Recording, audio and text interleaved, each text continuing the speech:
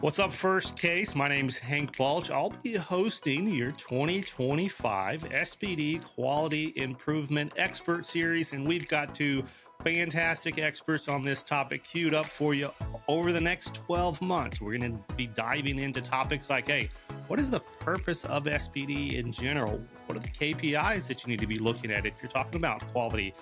How do you collaborate up and down and around surgical services to make sure that SPD can do everything that they need to do to keep your patients safe? We're going to introduce our experts here on this episode one. That we're going to dive into the why is sterile processing such a challenge in 2025? Greg, would you mind introducing yourself? I know you're the VP of Service Lines at Specialty Care. Tell us a little bit about your background. Yeah, thanks, Hank. So my name is Greg Agustin, and as I mentioned, I am the Vice President for Service Line Sales within Specialty Care. Specialty Care is a broad organization offering services in perfusion, intraoperative neuromonitoring, and specifically to this call or to this meeting is sterile processing. So Marcy Conja, who's also online with us here, and I pretty much head up and manage that part of our business. Background, 30 plus years experience. Most of that has been around, obviously, sterile processing with the manufacturers. Okay, yeah, great to have you on the series. Yeah, Marcy, what's your story? So my name is Marcy Conja, and I have been with Specialty Care for a number of years, but my background is all clinical, and that's why Greg and I make such a good tag team together. I have over 30 years of experience in sterile processing, starting out as a tech at a large hospital, and then actually running that department after a while. When I left there to try to stay home and have children or stay with my children, I ended up getting a call from an off-site reprocessing facility, and I was the director there for a while, and Specialty Care bought it. And my background, what I do now is consulting and review of sterile processing departments. Wonderful. Well, like I said in the intro, I know we're talking to some big hitters here in this quality improvement space. So I'm excited to learn a thing or two along the way, as well as the audience. So let's just start at the beginning, Greg. Sterile processing, no surprise, it's a challenge around the U.S. today. How did we get here?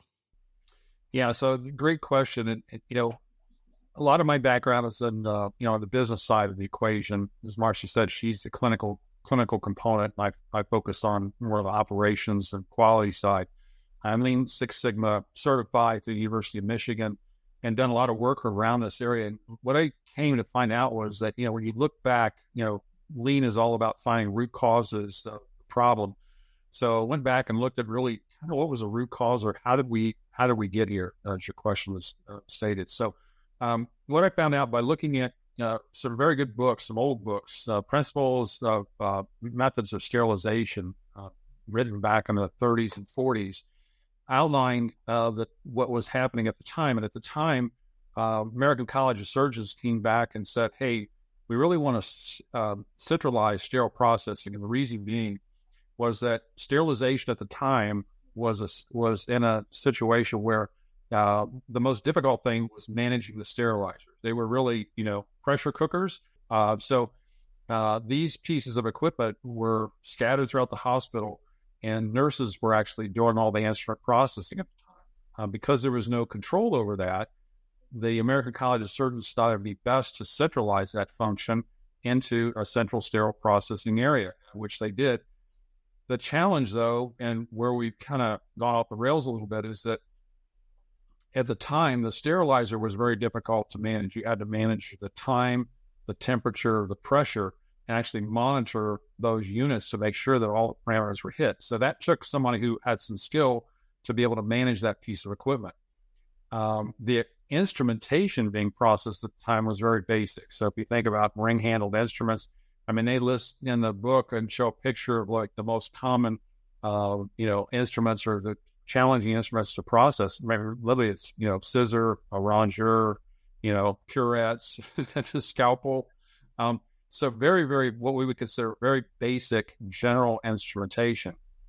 Now and then the other key thing was at the time, they thought if they took a competent nurse, someone who was trained with the sterilizers, the autoclaves, and put them in charge of the departments, you could bring people over from like food services or outside the department, non-technical people, to do the washing and cleaning of the instruments as long as they were under good supervision.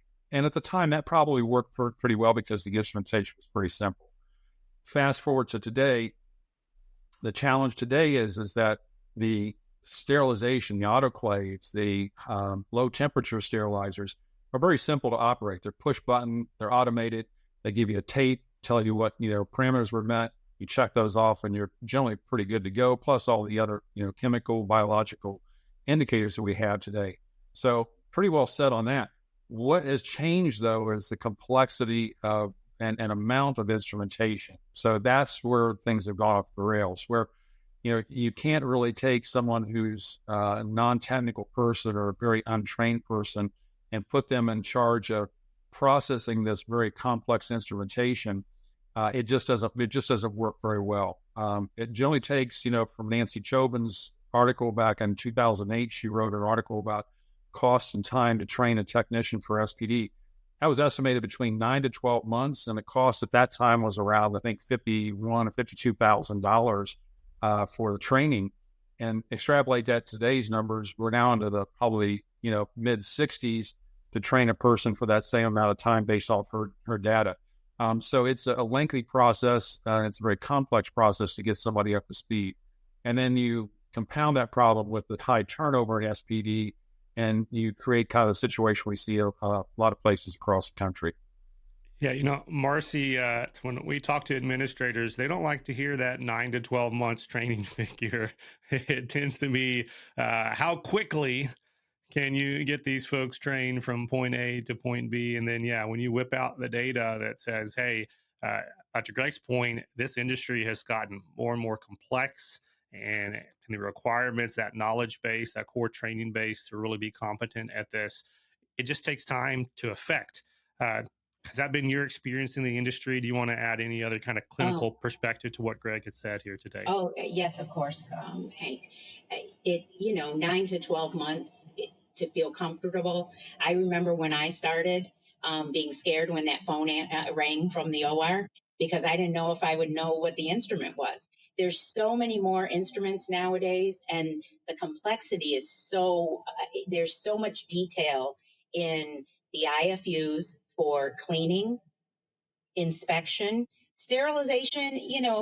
There's different cycles, different parameters, different ways to sterilize, but cleaning and inspecting is so difficult now. And we have so many tools that are available for our resources that we need to involve all of those. It's very difficult to bring. It's very nice to bring in somebody, promote them from within, from food service, from EVS, but you have to have a comprehensive orientation plan and education plan for them, and taking them through each area, all of the instrumentation, having them learn specifics about each instrument, on how to clean it, what the use is in the OR too. I always believe that if they know and understand what this item is used for, in it, what a grasper does, or what this type of scissor is cutting, that you understand and can inspect it better. And that's one of the things that our goal is: AFS, available, functional, and safe.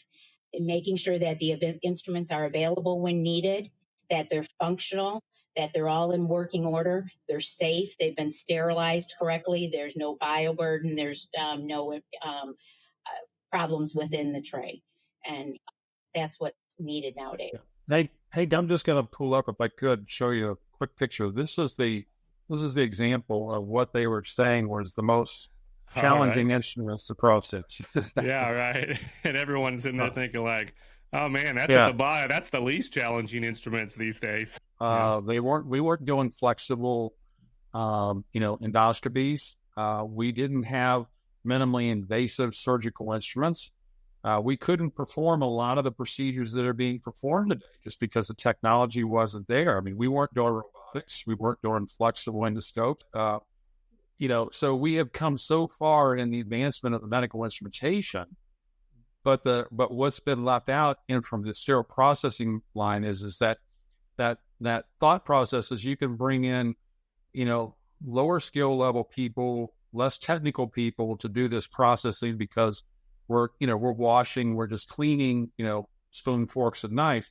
No longer works today, and it hasn't worked for many, many years.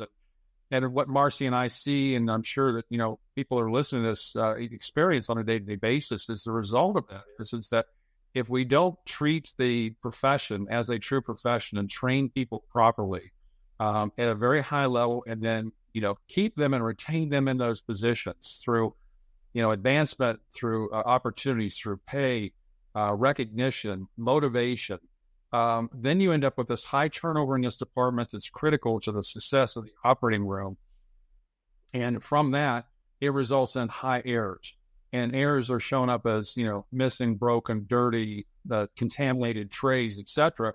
And we literally work in hospitals where, and there was a whole other topic that we're going to get into is, in a later session, is error reporting. And that really brings about, like, a lot of times we see the iceberg as just being this little piece of ice that's above the water. Below that, the air levels are actually much higher, but we find the operating room just kind of covers and gets through the day and solves the problem by getting another tray, another fuel pack, etc. But it causes real delays, real frustrations, and it endangers patients on a regular basis on the operating rooms across the country. So we see this as really as a national issue that is really needs to be brought to light, where we need to really uplift the role of sterile processing and the personnel and sterile processing across the country. Well, Greg, Marcy, terrific introduction to a very large challenge and a very complex challenge, as you've both alluded to. But the good news is we've got 12 months to dig into various aspects of that. You alluded to one of the topics, error reporting and prevention, we're going to cover. But actually, in the next episode, we're going to dive into describing and defining what this quality piece is, right? Is that an objective standard? How do we measure that? So if you're hooked already, good news, we'll be back next month with these same two experts in our 2025 Sterile Processing Quality Improvement Expert Series. But until then, we'll see you around the FirstCase channel. We'll be right back with the next episode.